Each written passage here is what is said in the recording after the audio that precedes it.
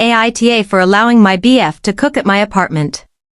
My 22F roommate, 23F, is a hijabi. Because of this, whenever my BF, 23M, comes over, I make sure to tell her, and we stay in my room 99% of the time. She has a lot of hair, so I assume tucking it into her hijab can be annoying, and I understand her wanting to not have to have it on all the time. I have a cyst on one of my ovaries, and it ended up being ruptured and my ovary twisted, and there was other stuff because of that, and it was just a lot, and I was in a lot of pain. And my BF came over to help me out. I hadn't ate in a while and had vomited anything I did eat back up, and I didn't feel like getting up and cooking at all.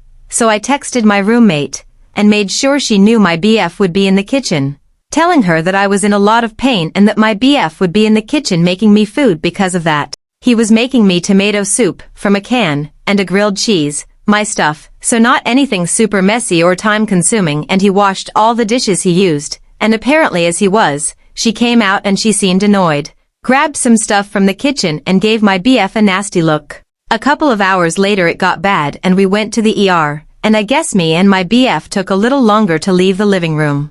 I would say around 10-ish minutes. Because I wanted to make sure we grabbed everything and I wasn't really moving fast, and for a few minutes we stood in the living room reconsidering. After a really long night and surgery, I wake up and I see some texts from her saying that she shouldn't have to put her hijab back on just to grab something from her own kitchen. I said I was really sorry, but I was just not feeling up to it and I would not have been able to stand up for that long, and then I explained what happened. She responded saying, "Girl, it's not that hard, your BF doesn't need to be cooking in our kitchen, and it doesn't take that long to leave the apartment."